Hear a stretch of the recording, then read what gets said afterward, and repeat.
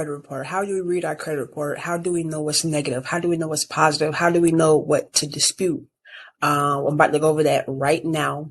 I use My Free Score Now. I will put that link to the My Free Score Now for you to sign up under this video. You'll be able to get a 7-day free trial. But let's get into this, okay? Once you sign in, this is going to be the screen that you see. We want to go to reports, and then we want to do the 3 bureau report and scores. All right. And we want to switch it to our classic view. All right. So let's switch to the classic view. Now, as we can see, all of our 3 credit bureaus pop up, the scores, and then all the information that, is attached to the credit bureau. So as you can see the names, you can see the date of birth, they have report in the address, any previous addresses that, you had, or they may be fraudulent, right? Employers, all right? Any consumer statement. So that's basically if you have any fraud alerts or anything like that on your credit report, that's what that consumer statement is. And then this is just an overall summary of what's on your credit report. All right. So the total accounts, the open accounts, total accounts is the amount of accounts you have all together, negative, positive, closed, open. That's what total accounts are. The open accounts is what it says, open accounts. Closed accounts is closed accounts. Delinquent is any accounts that are, late and have any late payments. Derogatory, those are the collections, the bankruptcies, or not the bankruptcies. The bankruptcies will be under public records, but the derogatory are the collections, the charge-offs. The balances is basically the amount of debt that you have, on your credit report. Payments is what you are paying, for those balances, if that makes sense. All right. Public records, that's your bankruptcies, tax liens, child support, and then your inquiries. Okay. Account history, that's very self-explanatory. If it's green, that means it's current. This is the payment history, actually. If it's green, it's current. Yellow, 30 days late. Orange, 60 days late, and so forth. We have the CO, that's a collection or charge off. You have the RL for repossession and foreclosure, right? And then the PP for payment plan. All right. So now that we're getting into the accounts, let's kind of read this first account right here, okay? So as you can see, the TransUnion and Experian have no information. Basically, what that means is if there's no info there, but it's info on Equifax, that means that this account is reporting on Equifax and it's not reporting on TransUnion or Experian. All right. Now, let's scroll down and we can see if we go to the section that says account rating. Let me see, account rating. Now, what I'm going to tell you is an account is positive or negative. As you can see, that says paid, right? Also, the payment status tab will let us know if an account is positive or negative. It says current. All right. And then the other thing that will tell you if an account is negative or positive, if you scroll down to the 2-year payment history, if it's negative, it'll normally have, one of these options here, 30 days late, 60 days late, 90 days late, or like the collection, the black boxes. But as you can see here, which they're reporting this information inaccurately because this is just, everything is gray, but this is a positive account, right? It says paid and it's current. So let's go to this one. So discover it. We can look here on the account rating. It says derogatory. All right. You see that? It says derogatory. Okay. And then the payment status, it says collection charge off. So this is a charge off account. Okay. Or a collection account. And if you scroll down to this 2-year payment history, you can see the black boxes where it has the CO. All right. So that's how we know this is an account that we do not want on our credit report because it is in charge off or collection. All right.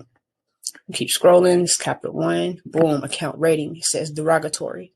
So TransUnion says closed, but Experian, Equifax, it says derogatory. So this is a derogatory account.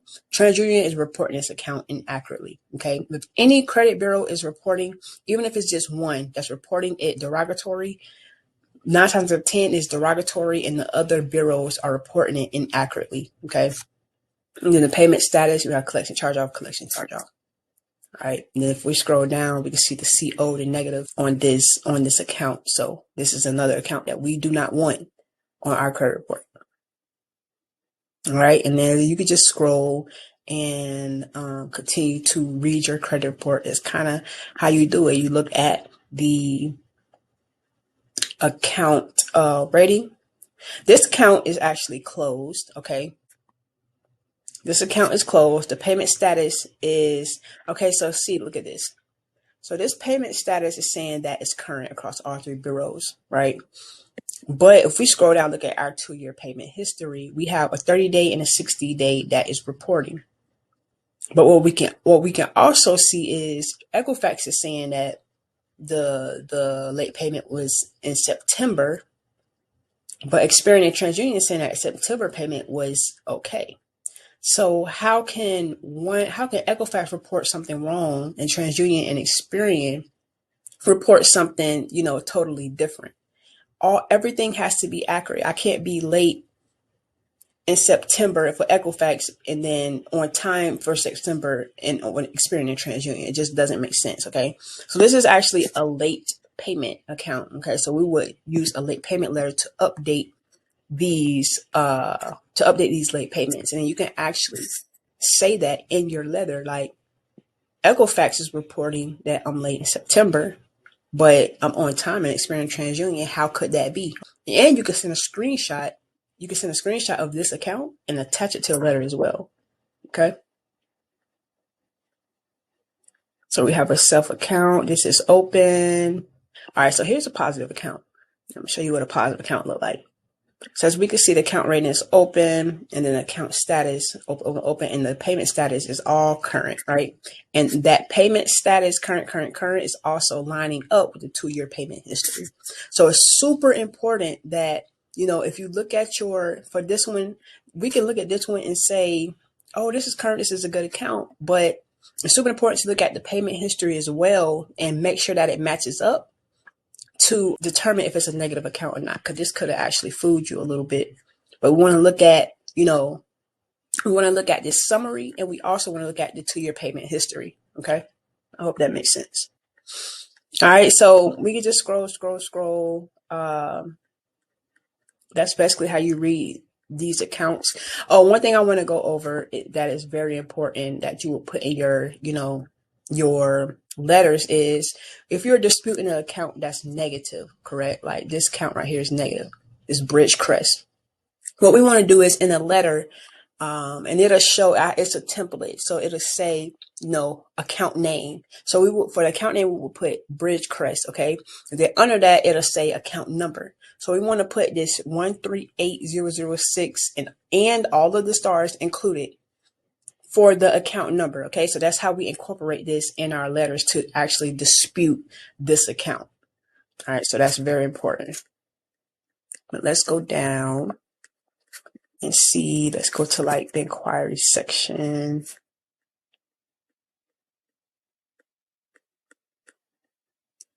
Okay. Boom. So inquiries, when disputing our inquiries, we want to, so say for the FTC method, right? We want to get the creditor's name. So for the first one, it says Discovery Financial Service. It's supposed to be service, but we could put just the SER. And then the other thing that's important is the date of the inquiry. Okay. So 6/9/2023. All right. And then on this side where it says credit bureau, this is just telling you what bureau that inquiry is on. All right. And then if you had any public information like any bankruptcies or tax liens, it would be right there. Okay. So that's how you read your credit report. It's super easy to kind of know what's negative, what's positive, what you do need to touch, what you don't need to touch. Any positive account, even if the account is closed, any positive account we want to keep on our credit report. All right. Sometimes people, they look at their student loans and they want to just remove them. Just because it's a student loan, don't mean that it needs to be removed. If it's a positive account, keep that student loan on there. It's doing way more positive to your credit report than it is doing negative. So I hope that makes sense. Again, if you have any other questions, just let me know.